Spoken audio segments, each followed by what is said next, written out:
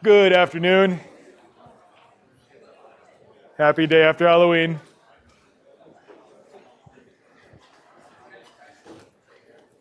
Shush. Hey. Shut it. All right.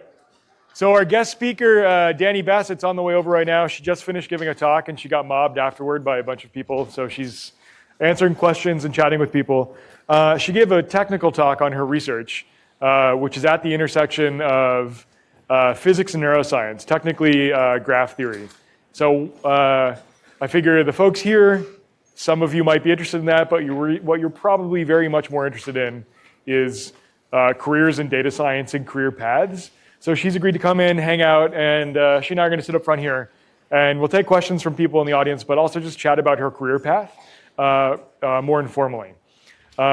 So Professor Bassett, she's, like a certified genius, right? So she got this MacArthur Genius Award a couple of years ago for her groundbreaking work in understanding how the connectivity of the brain and its 86 billion neurons influences the way that we think and learn.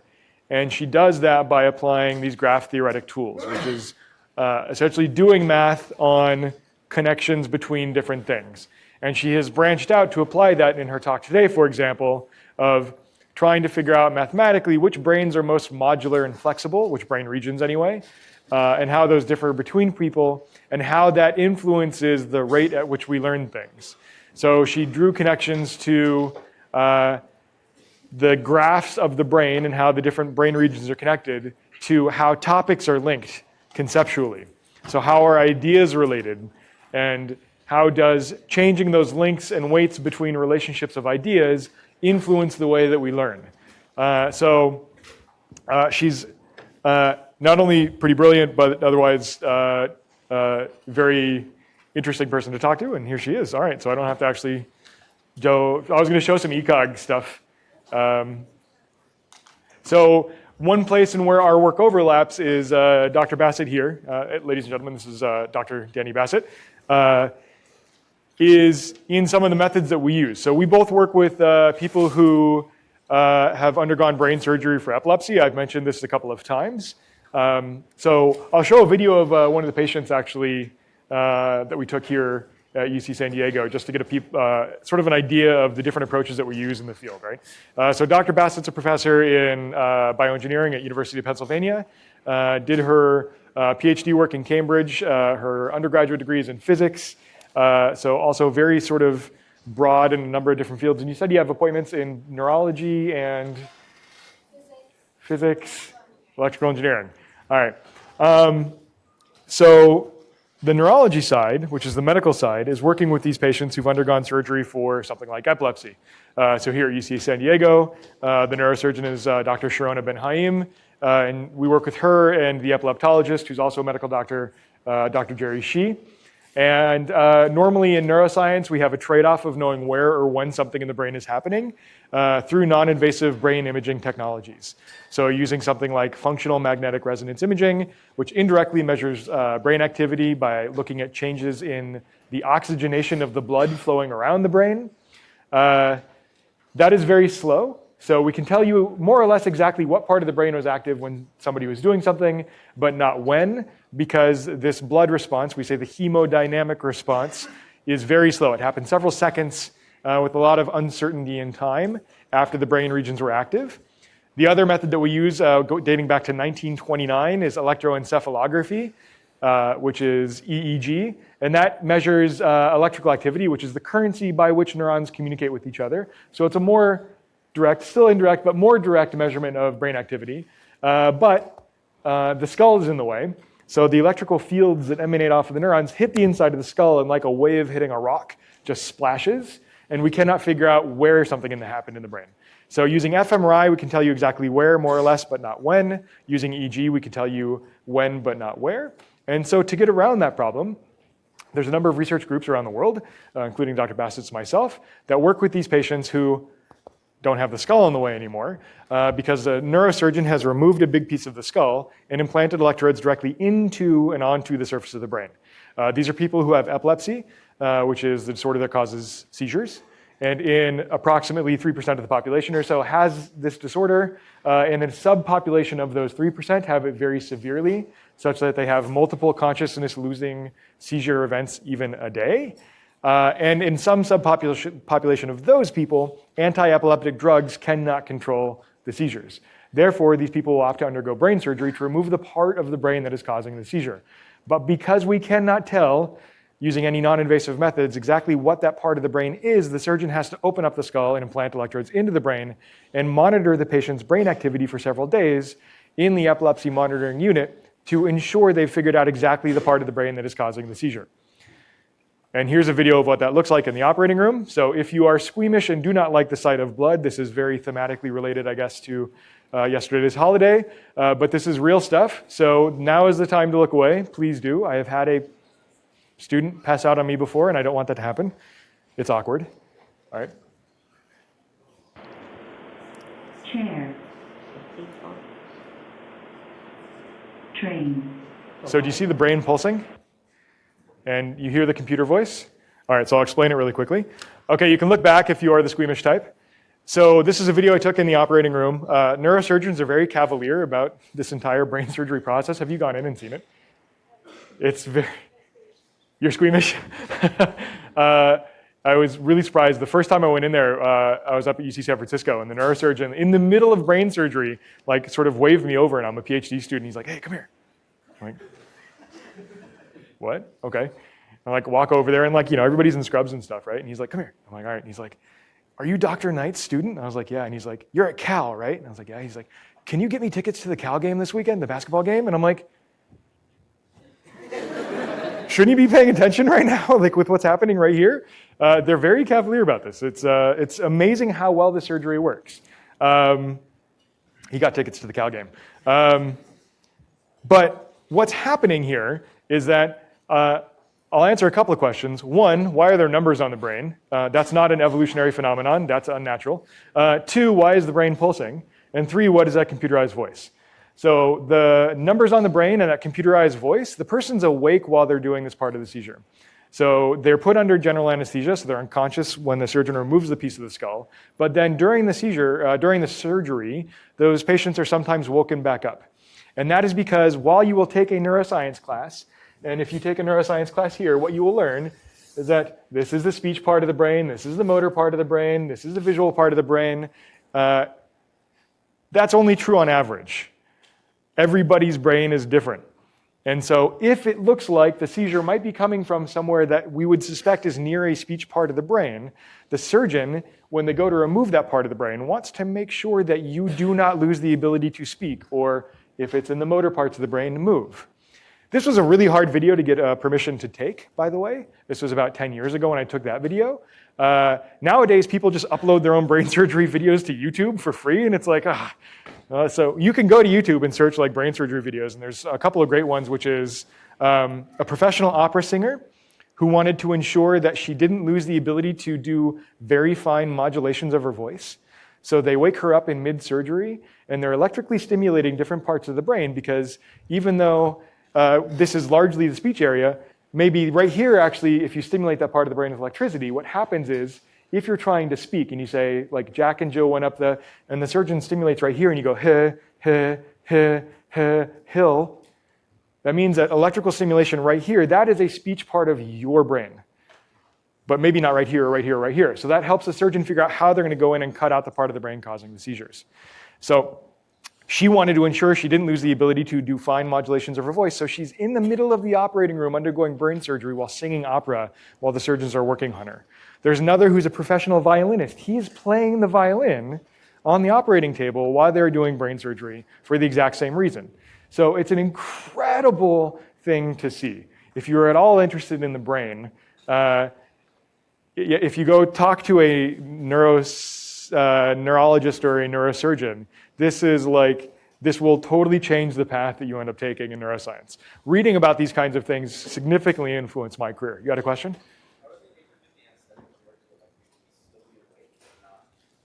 I mean, the people are a little bit drowsy, right? There's a wear-off time of the anesthetic. These surgeries take hours and hours and hours, right? So they'll put the person under, they'll do all of the surgery prep, and then they'll slowly wake the person back up and wait for them to somewhat recover in the operating room.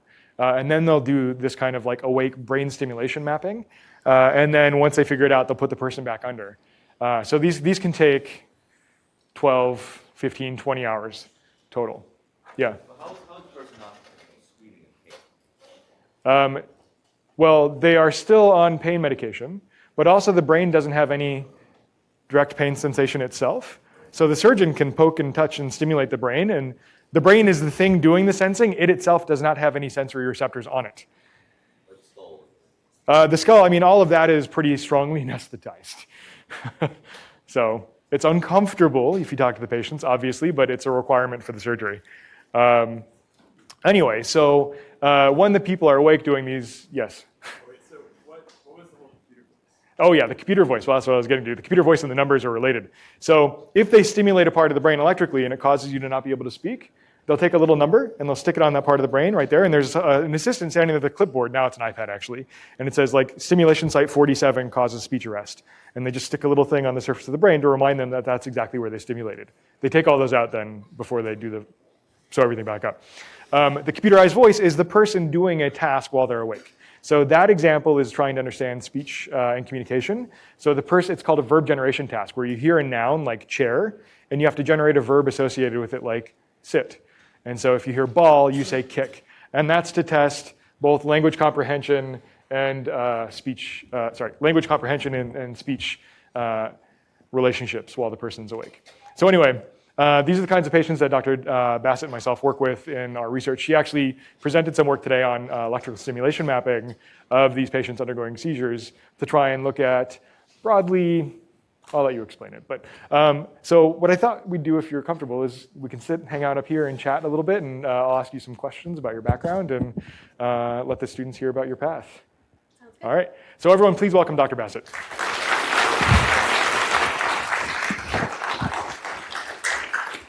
And take whichever chair is more comfortable. You take that one. That one's, oh, that's got chalk all over it. You have nicer pants. Okay. So if you just like introduce yourself and talk a little bit about your background, that would be great. I think they'd find that pretty fascinating. Educational background? Yeah. Okay. Yes. So I'm Danny Bassett, and I'm an associate professor of bioengineering at the University of Pennsylvania. And like Brad said, I have appointments in physics, in neurology, and in electrical and systems engineering as well. I had sort of a pretty circuitous path to where I am right now, which maybe is a common theme. I'm not sure how much you've heard from other professors before, but I was really interested in music, actually, as a high schooler, and I really wanted to go to conservatory for classical piano. But I was homeschooled, and that means that I could kind of use my time however I wanted, or at least my parents allowed me to do that. So I ended up practicing 11 hours a day and gave myself stress fractures in both arms, which is great. And the hand surgeon told me that I had to take a year off before I could play again. And even after that year off, obviously it would take several years to get back to where I was before that. So I felt like my goals, my dreams of becoming a classical pianist were dashed. So I said, well, what else can I do? And I really loved I loved math and physics, but my dad was an orthopedic surgeon, and he used to come and bring home videos a lot like that one that you just watched, but for arthroscopic surgery. And as like a little kid, I used to watch videos of arthroscopic surgery, which now seems sort of strange. But at the time, I was like, wow, the human body is amazing. And the fact that physicians can actually help to heal it is a really incredible thing. So anyway, went into medicine for 2 years, and then realized that actually patient care was really hard and didn't have a lot of math in it. And so then I switched to physics. So circuitous, right? Switched to physics, and I did a physics degree in undergrad. Then I went and did my PhD at the University of Cambridge in England, and spent 5 years there. Then I came back and did my postdoc at UC Santa Barbara in the physics department for 2 years, and then worked at the Sage Center for the Study of the Mind for 2 years. And that's when a lot of the sort of intersection between physics and neuroscience happened for me. And now, since 2013, I've been at the University of Pennsylvania as a professor. Can you explain graph theory, how it comes into play a little bit? They haven't really been introduced to the general concept too much yet. Sure. So maybe have you all seen pictures of social networks from Facebook or Twitter where people, you can actually even download, I think, your ego network, right? Where each of you is a person, and then your links, your friendship links on Facebook or Twitter are connections that you see. That architecture of nodes or these little circles and their links, that's a graph. And there's a whole beautiful field of pure mathematics called graph theory, which studies what graphs are and what their architectures are and what their properties are. And what's really interesting is that all of that mathematics has very recently been ported over to more applied domains to help us to better understand patterns of connectivity in all kinds of systems. So it could be Facebook or Twitter or other social networks. It can also be the brain. So the brain is composed of many different regions, and their connections between them allow information to be transmitted from one part of your brain to another part of your brain. So we use graphs as representations of what the brain is organized like, and then we study that using math, a lot of data science. Yeah. Right. Actually, so if people have an opportunity here, it's a little bit contentious, but Professor James Fowler is here, does a lot of work on how information of various types actually flows around social networks. So he's pretty famous. A number of years ago showed that, for example, obesity spreads through your social networks. So if you have friends who are obese, you are also more likely to be obese yourself. But if you have friends of friends who are obese, you are also more likely to be obese. Similar with like depression and anxiety disorders. And that's pretty contentious. There's actually quite a few people who are not entirely happy with the approach and everything like that. But he's a very interesting professor here that studies these networks and graphs applied to a variety of different domains. So social networks being the big one, of course, but also brain networks and like Dr. Bassett said, pretty heavy in just like pure mathematics. I'm not sure if there's any like network topology folks here at UCSD, but I wouldn't be surprised given the pure math sort of focus here. So can you explain a little bit then, like what does it mean in terms of like neural activity and brain modularity when you talk about graphs? Yeah. Right. So I think that there's actually two kinds of graphs that we think about a lot for brains. And a good analogy that you can try to have in your head is an analogy with traffic and roadway networks. So when you think about the roads around San Diego, right, you know where the structural paths are along which cars usually go. Maybe some cars go off-road sometimes, but most of the time cars stay on the road. And so you know that the traffic flow of cars will go along the roadways, okay? So that's what we call a structural network. It is a structure that allows for the flow of something. In this case, it's cars, right? In a human brain, you also have a structural network, which is actually composed of big bundles of neuronal axons. So if anybody remembers or has ever seen what a neuron is like, it's sort of like your hand to here, right? So this is a cell body in the center. Then there's dendrites on the edges, and there's a long axon down the end. And that's where the information can be transmitted down the axon. So if you get a large bundle of those neuronal axons together, that's actually the structural link that connects one piece of your brain to another piece of your brain. So the electrical current can pass along them. So that's exactly like a roadway around San Diego, okay? That's our structural network in the brain. But you can also ask the question of, when I'm thinking about the roadway systems around San Diego, sometimes I care about where the roads are, but most of the time I actually care where the traffic is, right? I care whether those roads are full or not full. Yeah, the roads being there is important, but it's almost more important to know if it's full of traffic or not. Maybe in San Diego you don't have traffic. I don't know. I'm in Philadelphia. We care a lot about traffic. There's a lot of traffic around Philadelphia. So anyway, in the human brain, we often want to know not just where the structural wires are, but whether they're currently being used. The one challenge with a human brain is that there's no direct measure that's non-invasive in humans that allows us to really say exactly that that structural path is being used. We can do it in non-human animals with invasive measurements, but in humans we can't. So what we do instead is have an indirect measure of traffic. And that indirect measure is to say, well, let's look at one region of the brain and let's look at its activity. Now let's look at another region of the brain and its activity. If those two regions are increasing in activity together and decreasing in activity together and increasing again together, and they're sort of tracking each other through time in how active they are, we say that those two have a functional link, that there's sort of traffic flow between them. So that's a second type of graph that you can extract from the brain. So a lot like the roadways and the traffic on top of them, the brain has a structural connectivity and then this functional flow of information on top of it. So it's kind of interesting that you use the argument for roads, because one thing I've been trying to teach the class is the fundamentals that they're going to learn in data science and statistics and in computer science here are pretty broadly applicable in sometimes surprising ways. And so for me, it was the exact opposite of during my PhD looking at and learning a little bit about graph theory and connectivity analyses, and then going and working for Uber and doing the exact same kinds of math, but looking at actual like flow of cars instead of flow of information.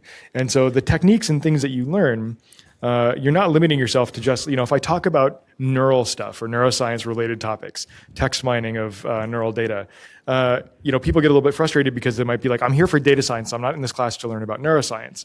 I'm just giving you an example of where something can be used in a domain specific manner. But you are not at all limited to thinking about and limiting yourself to those topics. It's just easier for me to talk about in these kinds of classes because they're so broadly applicable. And so you have something like pure math graph theory that eventually got picked up and became an applied sort of subfield in a number of different domains, like social networking, like in neuroscience and things like that. So the math is the same, right? The approaches don't change, which I guess leads me into the next question, which is probably what I think most people never want to hear about, is like career paths. Of like, how did you go from physics into neuroscience, and how do you see that relating to like the statistics and data science fields that you're involved in? Yeah.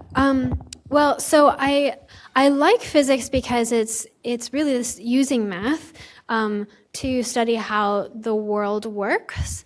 But when you're studying physics, often at some point you get to a stage where you'd really like to have an impact on the world, not just understand it. And not to say that some physics doesn't have an impact on the world. Certainly lots of physics has an impact on the world, but sometimes you want to have a really, really feel like you're making a change now. And neuroscience is a way that you can use a lot of the statistical approaches that you learn in physics, but use them to understand how a human brain works and how that working is altered in neurological disease like epilepsy or in psychiatric conditions like schizophrenia, for example. So a lot of the work in my lab right now is devoted to understanding the patterns of communication in a brain that are characteristic of someone who has schizophrenia or autism or bipolar disorder or major depression or epilepsy. So it's very, very broadly applicable, and you feel like you're a little bit closer to making an impact now on real humans. So that's exciting, but definitely I think that what was really interesting to me is the fact that it really comes actually from statistical mechanics in physics, a lot of this work, and the intersection between statistical mechanics and graph theory is where a lot of the principles come that we're now using in a lot of data science approaches.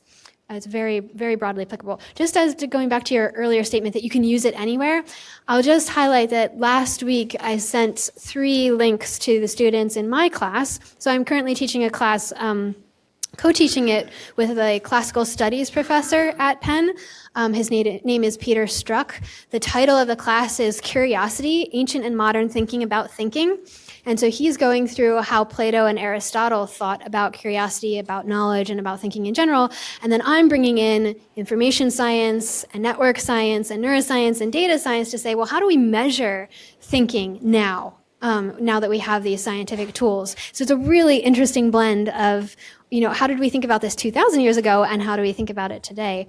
But anyway, so last week I sent them 3 links. One was using network science to study the ridges on crinkled paper. So if you've ever looked at a crinkled paper that you threw down in disgust because it was terrible writing, and you wanted to understand what the architecture was, there's a paper on it. And you use network science and data science to understand the architecture of crinkled paper and how that depends on the material of the paper that you used. Or maybe the anger, I'm not sure. In addition, I sent them a link to a paper that is actually on flavor networks. So they're using network, did you talk about this already? Okay. All right, so you all know you can use network and data science to actually explain culinary practice and the principles of culinary practice across different groups. So I think that's pretty exciting. It's such a good, I love that paper. And then the third one was on the architecture of philosophy, which again, you can study both its current state and its historical change over time using semantic network analysis, so the study of the philosophical writings using networks. Anyway, it's awesome. So over lunch, we talked a little bit about sort of perspectives on data science, right? So Dr. Bassett was asking about the data science program here, where the 3 core departments were computer science, math, and cognitive science. And everybody has sort of the same general response, which is like, okay, I get computer science and math, but why COGS-I? And that got a lot into talking about usually what we care about, oftentimes, because we are narcissistic beings in general, is ourselves, right? Like we understand human behavior. And so a huge part of that is that intersection between the math, the computer science, and understanding human behavior, and specifically learning. Like how do we learn from data? And you seem to be a little bit, at least you did a very good job of pretending like you bought into what I was arguing. So I'm curious to hear about your perspective on like data science specifically as separate from statistics and computer science. I mean, do you would you consider yourself to be a data science? Like my guess would be when Penn launches their data science program, you will be involved in it. And how do you see yourself involved in that? And what do you think about this perspective of data science as independent, which involves this human aspect? Yeah, I think that's a really good question. Certainly data science, I like the fact that data science is not only using statistics and computer science to understand human behavior, but also to understand how we even gather information from that behavior. How do we even extract meaning from it? And in fact, I think what I really love about data science is that it encompasses a set of tools that help us to not only describe our world, but to inform mathematical models and theories. So historically, there has been sort of a separation between theory and data.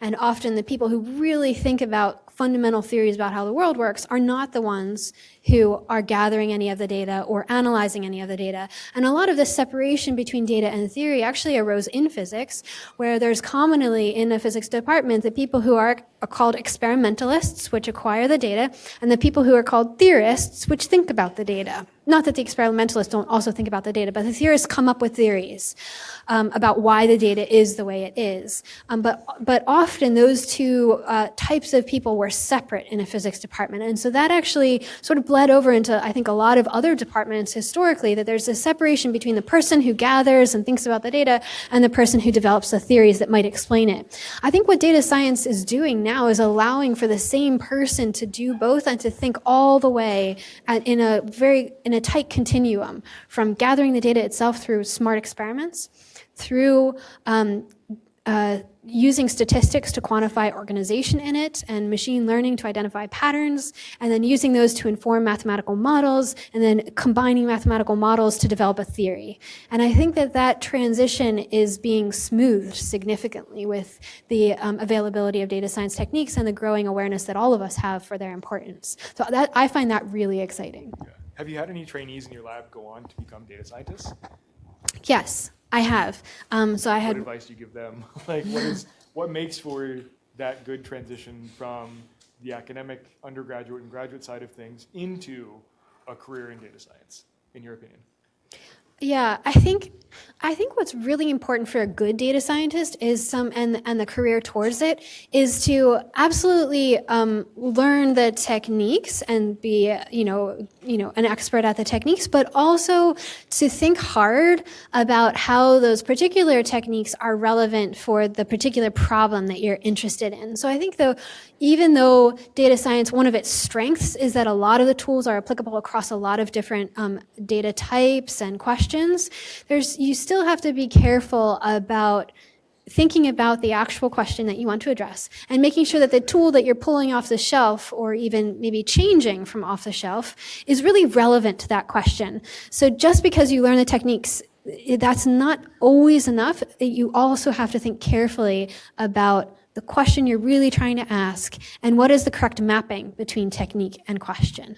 And so that's what I think is really important, to keep that always in your mind as you're learning what the techniques are. Keep in mind where and when is it relevant? What are the assumptions that are underlying the use of this technique, and is that relevant or not for the problem I'm studying?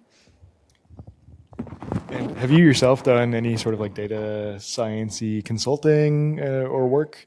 And like, what do you see companies looking for, if so? If you're comfortable talking about any of that. I've only done one, but I'll tell you. Okay. All right. So I've only done one, which data science sort of consulting project, which was in trying to understand whether or not you could determine mild cognitive impairment through gaming practices of older adults. And that was kind of cool. So basically taking games that older adults play frequently and then asking whether there's a particular pattern of play that's characteristic of somebody who has mild cognitive impairment, which is sort of the first signs for Alzheimer's disease and eventual, full-blown dementia. So that was, I think, really interesting and important as a way of saying, is there a way for us to use some of these tools to better understand mental health and its change in aging? So are there questions that people have? I have plenty more, but I don't want to take the entire time. Are there questions that people might have about like career transitions, career paths, and that sort of thing? Yeah. Do you think that data science will become more of a specialty for a small group of people in the lab to really focus on, more of a general skill set that everyone should have to be competent in working? So the question was, do you think data science is a specialty that people focus in, or is it more of a general skill that people have to acquire to be more competent in their work of the future? I think it's definitely both. But I think so there will be some people who will just devote their entire lives to it and be experts. However, I think that's not surprising. I think what is surprising is how much it's being assumed to be a language that you use and are competent in almost every discipline or every job now. It's so pervasive that I think that there will be a time when all undergraduates or most undergraduates will need to have an understanding of data science in order to succeed in their field, whatever it is, even humanities. So there's this really big push for what's called digital humanities that brings in data science for the understanding of literature, of philosophical texts, of all kinds of history, all kinds of things. So even areas where you thought data science wasn't relevant, all of a sudden it's germane. Before we take another question, you've talked now a couple of times about like textual analysis, digital humanities, and mining. What's your favorite or like most clever example of something like that, of those kinds of approaches where you combine the humanities with these data-driven approaches to, I don't know, look at cognition or culture or what have you?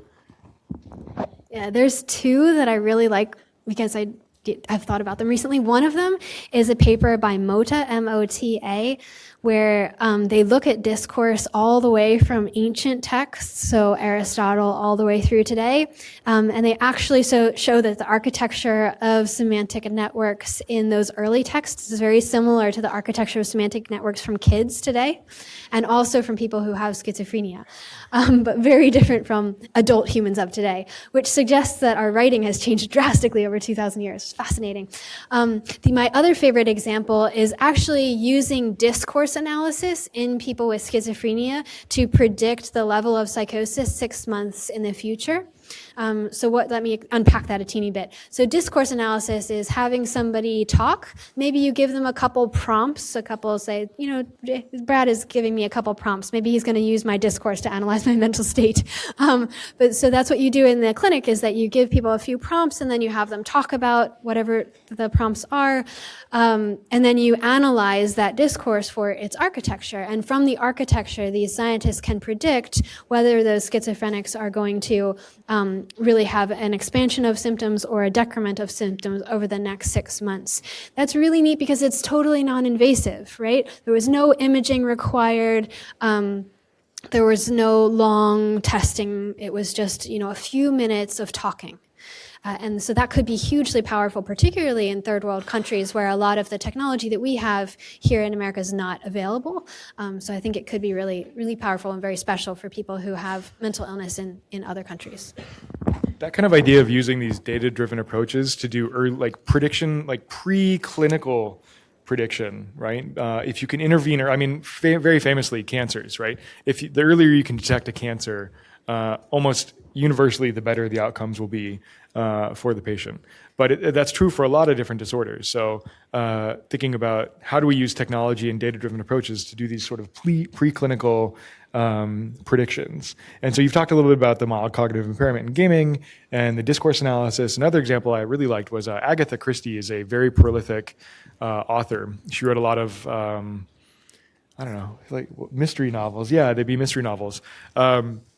And she developed dementia later in life, but she had been writing throughout the entire time. And a group of people looked back at the books that she'd been publishing and doing semantic analysis of the language use in the books and finding very clear changes that were, it's not prediction because it had happened after the fact. They knew what the answer was, right? But you can go back and say, look at the change in sentence complexity and the use of metaphor significantly and drastically changed over the course of the preclinical to the clinical stages of dementia, and then are going back and applying that kind of thing to sort of naturalistic writing. Other examples being trying to predict onset of motor disorders, dystonias, and Parkinson's disease, which Parkinson's disease, one of the first symptoms that you get is a tremor. And once you can sort of see that resting tremor happen, you know that the Parkinson's disease onset has already occurred. But so many people now are carrying iPhones and wearing Apple Watches now, which have accelerometers in them, that they can actually use the accelerometer data in these tools to get some before you can even see the tremors happening, you can do prediction of subtle infrequent tremors in patients who are likely to then go on to develop Parkinson's, right? So if you can use these things to identify preclinically, you might be able to intervene sooner and reduce the severity of the clinical outcomes. I don't know if you saw this, but at the intersection of large-scale data integration approaches, there's a paper that came out in Nature yesterday. I don't know how else to describe it. I hate hype and neuroscience, but they effectively cured a couple of people of paralysis. So you had people who were paralyzed from the waist down through spinal cord injury, CI, and these people had had the spinal cord injury at least 5 years prior and had been going through rehab, and the rehab was unsuccessful. Which is not surprising for a spinal cord injury. And so what this group of researchers did was they took them and put them in a gravity harness that holds them up and had their legs dangling, their paralyzed legs dangling, and they were recording video and doing motion body capture, and they had them on pressure plates and a treadmill thing that would move them. And they planted them with an electrical stimulator. And so using the combined data from all of the video cameras and the upper body from the gravity harness that they were in, they were able to use the multiple types of data to predict the intent to move, and then electrically stimulated directly the muscles in the right patterns so that there was the intent to move got actually translated into muscle movement in the paralyzed limbs. And after doing this treatment for several months, the weak but still existing connections that existed were strengthened, and some of the patients were actually able to begin to move their own legs again, which is incredible because these are people that have been paralyzed for years with no treatment efficacy whatsoever. But by measuring the intent to move through all these different modes of like, I think they recorded some EEG, they recorded the sort of like physical body movements that you do when you try and move your muscles, and they recorded all of these things simultaneously and then immediately translated that into direct electrical stimulation of the muscles. And people were ultimately able to, some of them actually walk again with a walker, which is crazy, right? It's remarkable. And so there's teams of people like biomedical engineers that are working on sort of incorporating these approaches, but like with exoskeleton aids, right, to help move the legs directly in these sort of intent to move kind of scenarios. So anyway, the intersection of data science with health in general, and like obviously I stick to the neuroscience side, but rehabilitation, and so many other kinds of like cancer and prediction is huge. I'm curious if you have any other, like, where do you see these kinds of like data-driven predictions, or like what are your, other than the ones you've already mentioned, what are some other ones that you're like, wow, I can't believe that works? Are there any? I don't think anything beats walking again. Sorry, that's pretty amazing. Let me see.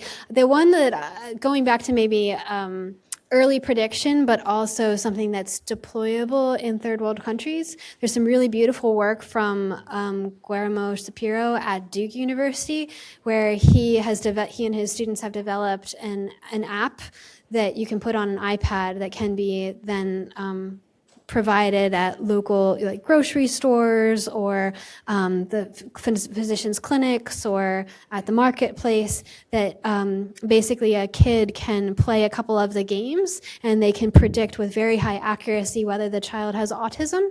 And so then they can, after the child has played, the parent gets a message that says, please have your child seen by a physician to get early help.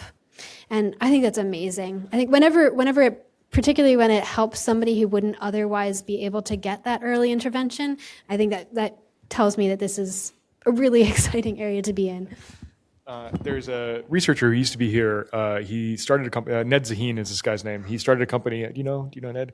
He started this company in Boston called Brainpower, I think is the name of the company. And it actually uses Google Glass. Does everybody remember that? It's sort of like, didn't go anywhere, right? It was the augmented reality sort of little like glasses that you would wear, right? And everybody sort of made fun of it. But what he's done is he's still using Google Glass, and his company actually takes kids with autism and has them wear Google Glass, and then in real time detects the emotional state of the person that the kid with the autism is speaking to, and then draws in augmented reality on the glasses a cartoonish face of the person they're speaking to that's exaggerating the emotional intent that the person is communicating, because that's one of the sort of issues that people with autism tend to have, is reading the emotional cues of others. And by removing the like very difficult and complex facial features and turning it into a cartoonish face that has the exaggerated emotions, these kids just start like cracking up and laughing and talking to people. And like, there's like tons of videos of like parents just crying because they've never seen their kids interact this way, right? By using these sort of like data-driven approaches to distill out what is the emotional intent of the speaker, and then drawing a little face over their, a cartoon face over their face to actually like interact, right? So the integration between these data-driven approaches of technology in real time into public health domains is pretty remarkable. All right, so any more questions? We've only had one. I'm sure there's more. I will literally just point at somebody and make you talk. No? Everybody's heads down. Don't look at the professor. Oh, there's one over here and one back there. Yeah. So it's not related, but earlier you mentioned that research was epilepsy, stress, having related to do with like seizures and stuff. So I want to know is that what did you find in your research that caused these type of disorders in the human brain? Yeah, so the question is what causes neurological disorders like epilepsy and schizophrenia? Is that the question? Yes, and stress.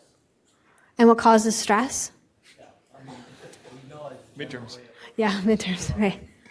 When we talk about like in the brain, right? What parts are weak in the brain that Yeah. Yeah. So the answer to each of those is quite different, actually. So I'll start with epilepsy because that's a little bit simpler. Many individuals who have epilepsy, not all of them, but many of them have very focal lesions, so alterations in the anatomy of the brain that create these exaggerated and sort of uncontrolled activity. And it's usually pretty local. And I want to contrast that with schizophrenia, where the alterations in schizophrenia seem to be much broader. So it tracks changes across a very wide area of the brain, many different brain regions, many different pathways between them. So it makes it much more complicated. That also, I think, is somewhat of an explanation for why seizures are actually most seizures are well controlled through medication or through resection surgery, whereas schizophrenia is still a disorder that we, as a nation and as a world, have a lot of trouble helping, and a lot of the medications are not particularly effective. Stress is, just a very, very broad. I mean, but to some degree, it's certainly driven or encoded in the brain, but there's also a lot of important intersections between the brain and the peripheral nervous system and even the gut. So that is a really I'm going to put that third as like even more complicated, and we really don't understand it particularly well. Interestingly, I did want to mention there's one very good example of data science being used right now to help people with with epilepsy that's actually related to stress. So this is work by Rose Picard, who's at MIT, and she leads what's called the Affective Laboratory, I think, Affective Technologies Laboratory, whereas AFFECT. And what she does is she has people wear monitors on their wrists that address or measure their movements. They also measure sleep patterns and galvanic skin response, so basically conductivity of the skin and changes in the electrical signals around the skin. And she's using that and analyzing the data from that to predict seizures in the future. And particularly from an alteration in the signals between the two sides of the body. So these people who have SUDEPs, which is a particular type of seizure disorder, have changes in their skin response on their left side versus their right side, and that's a precursor for the seizure happening. So what she has is this is actually the leading cause of seizure-related deaths in people your age. So it targets really young, from the sort of 18 to about 35. And the people will just sort of have a seizure and die. So it's really scary, and it's very frightening. So anyway, the fact is that she can predict these seizures ahead of time from changes in the asymmetries in the galvanic skin response from left to right side of the person's body. And then she's linked that up with a text messaging service to send messages to their friends and their parents to say, go check on this person now. Wow.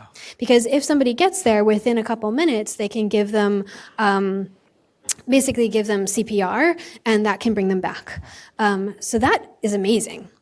Really, really cool. And obviously, you choose, if you have SUDEP, you choose the people to list on your text messaging system. So you list if you're in the dorm, you list a couple people in your dorm, and then you also list a couple people, back home or places where you think you might be when something like this would happen. So it's very powerful, very exciting.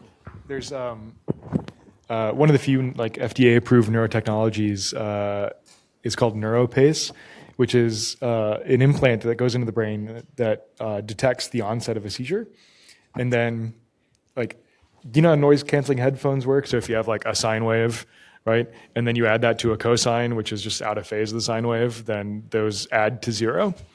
Right, that's how noise-canceling headphones work. Is it reads in what the sound you're hearing, and then it produces effectively the opposite phase sound to cancel it out. So you actually can cancel out sound by adding more sound, which seems a little bit paradoxical, right? And this is kind of how this Neuropace device works. Is it it detects, okay, a seizure's about to happen. Now we're going to counter-stimulate to try and break the seizure apart before it can start in the brain. and talking about like the intersection of data science, you mentioned the microbiome, right? Which is like the relationship between the gut and behavior and central nervous system. There's a researcher here, Rob Knight at UCSD, who does a lot of this work on the microbiome. His sort of line that blows my mind is that you have more cells in your body that don't contain your DNA than you have do contain your DNA. You've got trillions of cells in your gut and your intestines and so on that are like bacteria that are not us. And you have more of those in your body just by pure count, not by mass, but by pure count than you do your own DNA-containing cells. And what's even more mind-blowing is people have related changes in these microbiome, like the flora in your gut, not little animals, to things like depression and anxiety. And even weirder and somewhat kind of grosser is people who are related have similar microbiome sort of makeup. And if you take somebody who is having a depressive episode and you take their family member and you take their fecal matter and implant it into the gut of somebody who's having a depressive episode, that healthy fecal matter takes over and reduces the depression episode. And so it's called fecal transplantation. This is like a real thing. And it actually has like pretty good like effects in mental health, despite what you might want to think. So yeah, anyway, like these intersections of like these really large data-driven sort of genomic approaches and like behavior are also pretty wild. So yeah, Rob Knight here at San Diego does a lot of this kind of research. There's a question up there, guy in blue shirt. Hey, over there. Hi again. Yes, you mentioned earlier that Here you go. in your fellow you might be a pianist. Have you found any way to apply that way of thinking or anything like that to what you're currently doing? Yeah, we're studying music networks at the moment. So there's actually a really great tool that's in MATLAB, which is a language a language that can be used for data science. And it can take MIDI files and turn them into basically what are the notes that are being played and how long do they last. From there, you can actually build what's transition networks, which is this note happened and then this note happened, then this note happened and then that note happened. And so basically you can link two notes together in a graph if they happen one and then another, right? So these are music transition networks. And then what we're doing is that we're comparing the architecture of music transition networks to word transition networks in writing. It's super fun. So yeah, still doing that. That's actually how like companies like Pandora and Spotify work, how they do prediction of like, you know, if you like this song, you might like this song. It's all graph theory, right? It's like relationships between not just like person A who liked this song also like that song. It's like other ways of quantifying a song, right? In terms of what is its beat, what is its tempo. Like it has tons of these pretty sophisticated quantifications that they can do these graph theoretic analyses on. I want to see if they can go from. I kind of want to see if they can go from predictions of what songs you will like from past songs to what books you'll like. So that transition from music to language, I think, is really cool. What type of tools do you use when you're doing these experiments? The tools? Software? Yeah. Yeah, I mean, the lab is mostly people and computers. And we use, we use MATLAB, we use Python, we use R for a lot of statistics. Those are all programming languages. We don't use a lot of existing software packages as much as writing our own, because a lot of the questions that we have require us to ask things or code things that would not be out there otherwise. Yeah. I want to ask you.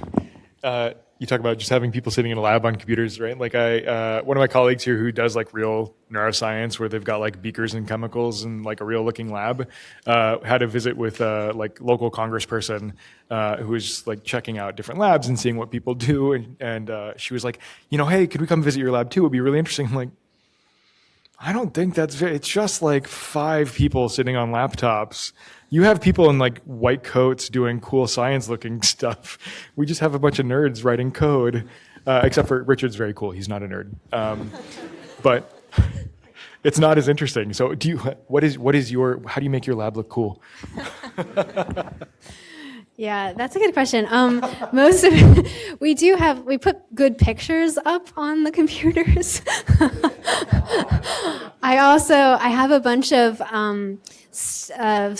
stuff that I use for kids for outreach, where I can build networks of various sorts using. Has anybody played with Zoom tools? Or there's also a bunch of magnetic toys that you can sort of build networks out of, and I build interesting architectures, and then I show them those toys. So that's another one. One of my students is really excited about mechanical networks. So when you push on something mechanical, how does it respond? And can you reconfigure something mechanical in a predictable way? That's important for understanding protein reconfigurations, but it's also important more generally for all kinds of material and things in civil engineering and physics. Anyway, he builds these mechanical networks out of coffee sticks stapled together. So the lab is currently covered in coffee stick networks, which are awesome. All right. Any more questions? Otherwise, you've got another meeting after this, so I'll let you go. And we'll just, one more question, and we'll call it after this. Yeah. Well, the topic was data science and music. Spotify made this tool where you type in one artist and another artist, and it gives you a playlist that will transition from the first artist. Oh, boiling the frog. I got it. Okay. That's cool. I haven't seen that. So I just wanted to point that out in the class. I think that's Okay, everybody, you need to know about boiling frogs. Got it? All right, cool. Thanks. What's that? Oh. All right, on that, thank you. Thank you, everybody, for that weird ending. All right. Okay, so I'll be sending out an email about the next assignment, which will get posted very soon. It's longer than the previous assignments, but not more difficult. And that's it. I'll see you all on Tuesday. Have a good weekend, everybody.